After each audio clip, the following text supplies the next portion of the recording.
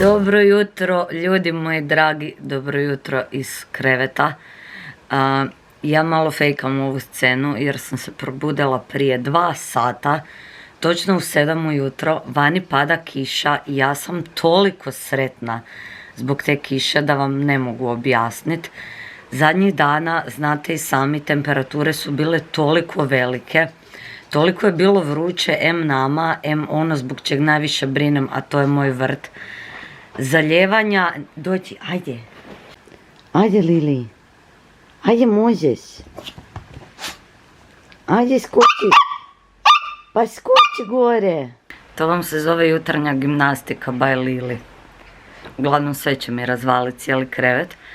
Šta sam htjela reći? Vrt je bio toliko žedan, toliko suh, toliko je zemljica popucala da je ova kiša došla ko naručena. Drago mi je da nije padala kratko, padala je cijelu noć, to jest pred jutro, pada još uvijek, sad je oko 9 sati, tako da nadam se da će lijepo, duboko zalit vrt.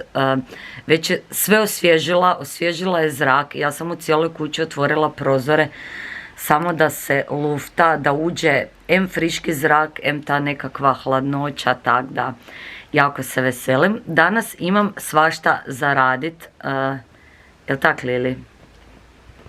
Ne ferma me taj pesak baš previše.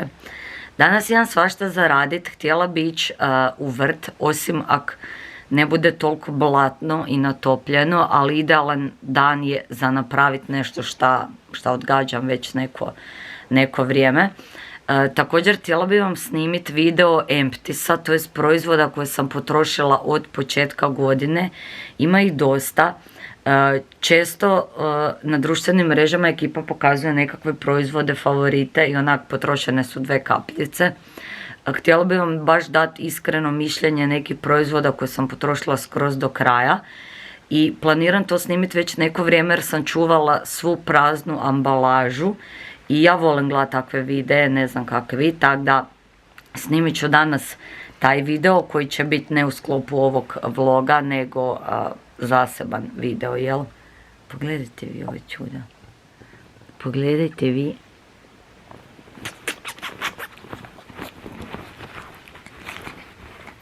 Isuse Bože. Lili je isto sretna što je vani zahladilo. Ima već puno godina pa i njoj teško padaju ove vrućine.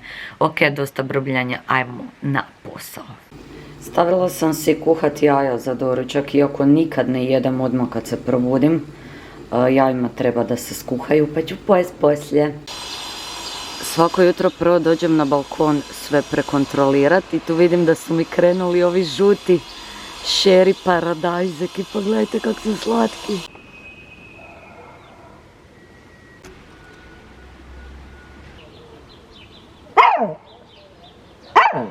Ko što možete vidjeti, ja sam već krenula jest, tu si napravila 2 sendviča sa jajima i avokadom, prefino, inače ujutro ne jedem puno i ne jedem odmah kad se probudim, tako da ovo će biti super zdravi početak dana.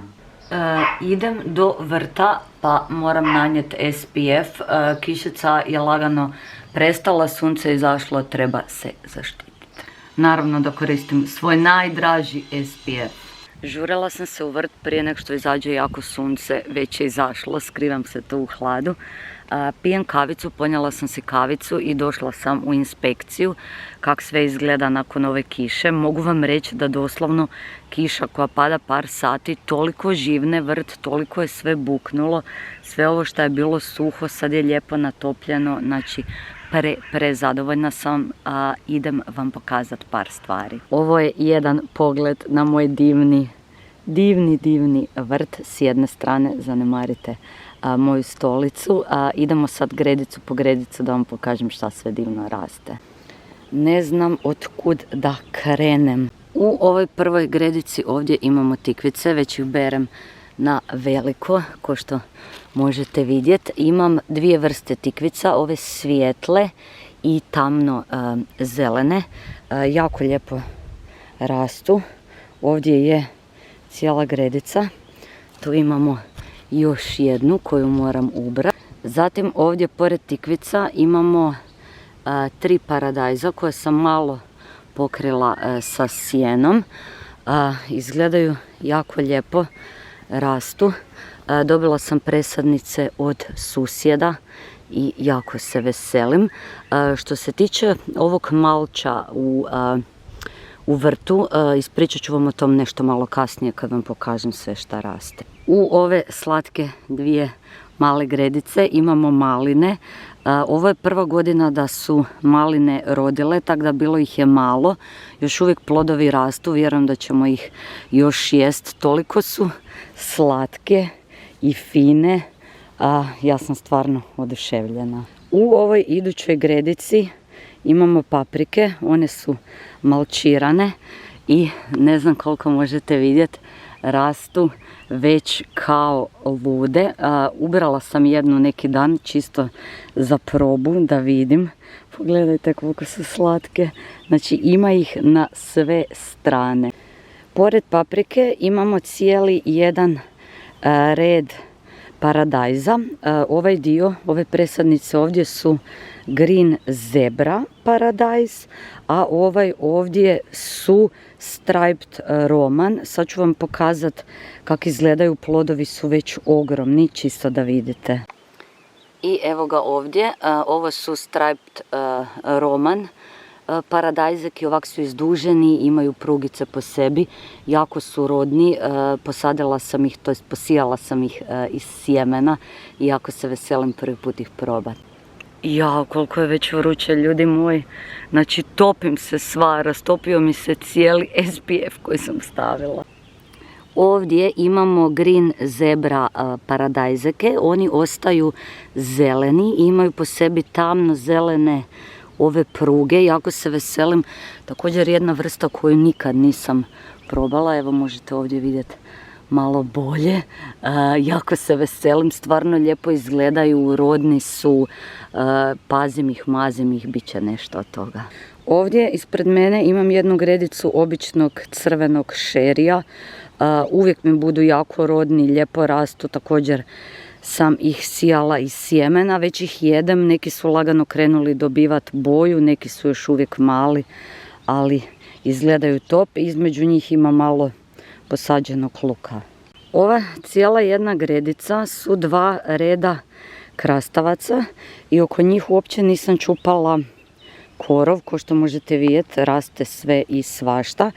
Zato da im korov daje hlad, jer krastavcima treba puno vode i za sad funkcionira odlično. Ne izgleda najurednije i najljepše, ali stvarno rastu ko ludi. Već smo ih jeli više puta sam imala berbu, tako da mislim da je ovo dobar način.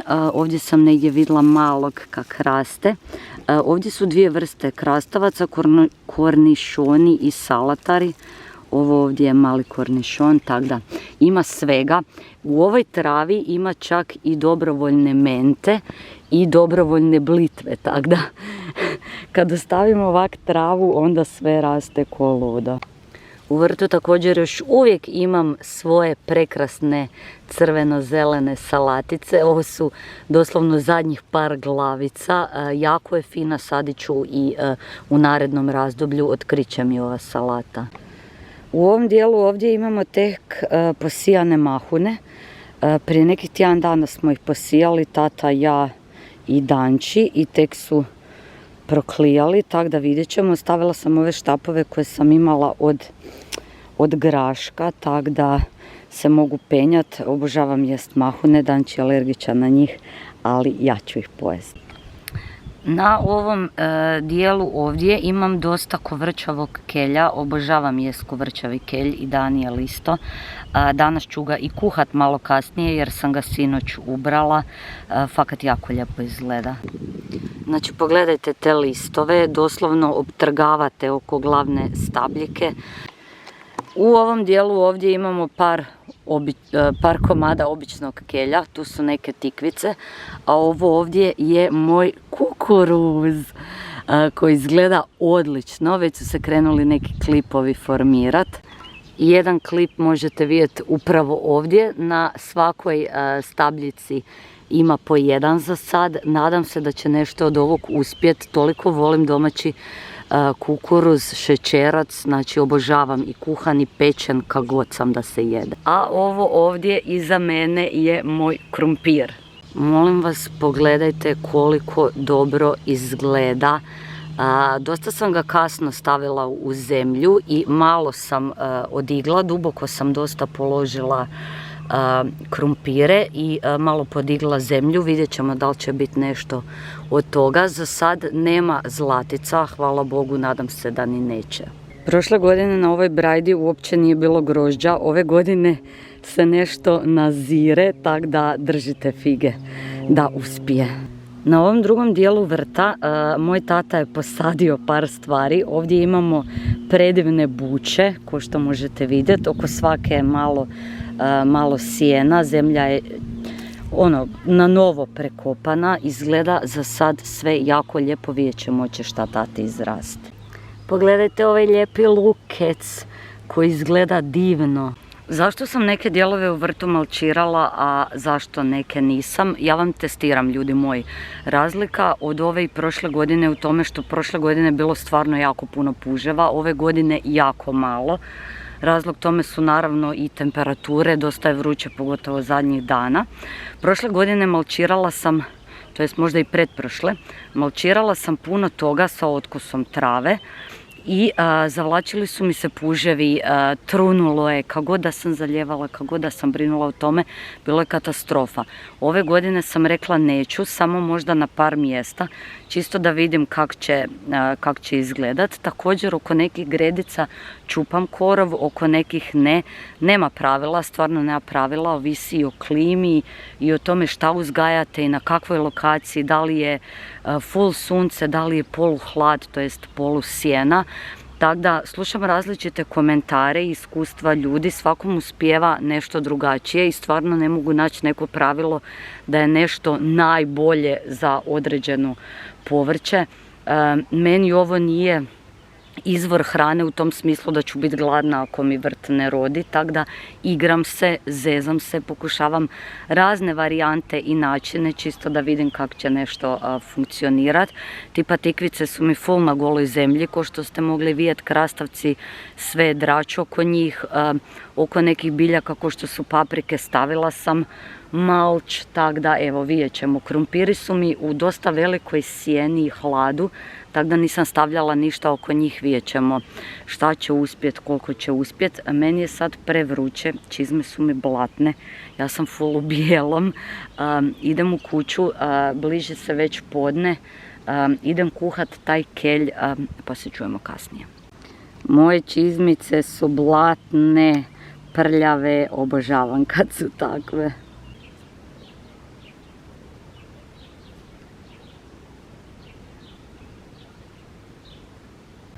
Skuhala sam se u vrtu, znači skuhala, došla sam doma, majica mi je cijela bila mokra, tako da sam obukla ovaj topić čisto da se što prije rasladim, a sad ajmo kuhat. Imam jednu ovu ogromnu tikvicu koju sam ubrala neki dan i imam kore za štrudlu, pa bi ja sad napravila zajedno sa sirom i tikvicama štrudlu. Prvo je moram ogulit, u stvari ne znam da li ću je gulit, idem je naribat, idem to razvaljat tako da imamo za večeru šta za jest.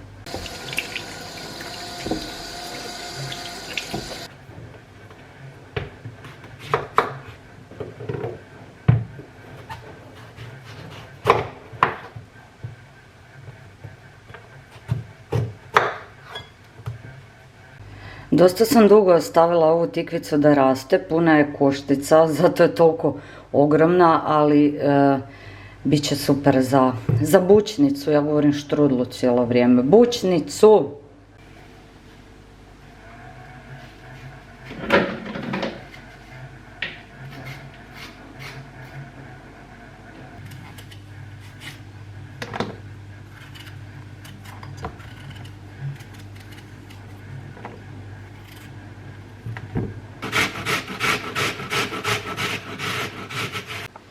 I ovdje sam se pripremila sve za punjenje ovih kora, mokra krpa, malo ulja, smjesa, moram još naći tepsiju, ali dok vam ja ovo pokazujem, skužila sam da vam nisam pokazala ove nove štukature koje smo radili u kući. Radili smo i na stropu i ovak cijeli krug u blagavaoni. Radio je Daniel sam, 2 tjedna cijeli godišnje potrošio na to, izgleda predivno. Također imamo novi stol i ove nove stolice. Stolice su iz Ikee, ove 2 fotelje su stare i fakat predivno izgleda. Znači cijelom dužinom blagavaone i tu ulazi u hodnik, zanemarite moj usisavač tamo. Fakat predivno izgleda, znači najbolja odluka ikad. Daniel se namučio, ali bilo je vrijedno.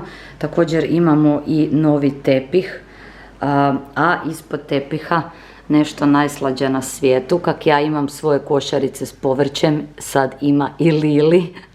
Ovo smo isto na dječjem odjelu u Ikei uzeli.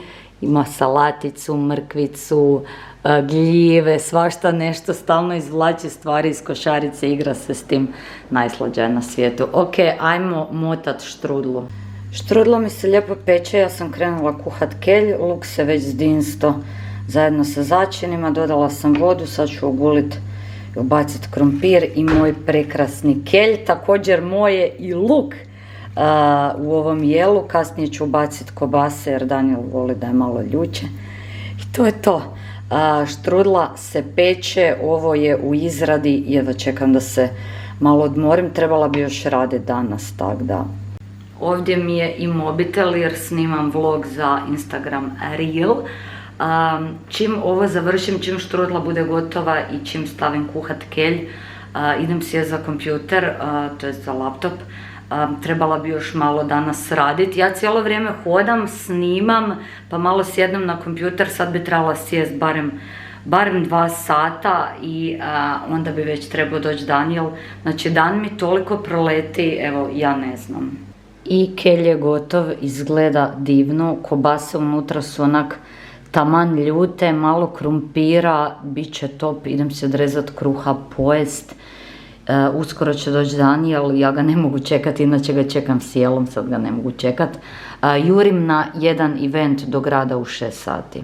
Ok, ja sam se spremila, lagano našminkala zato što je vani 800 stupnjeva i krećem na mažuranac, na malo druženje, na otvorenje kafe Matoša koji će biti u narednom periodu na Mažurancu sa divnom klopom, muzikicom, cugom.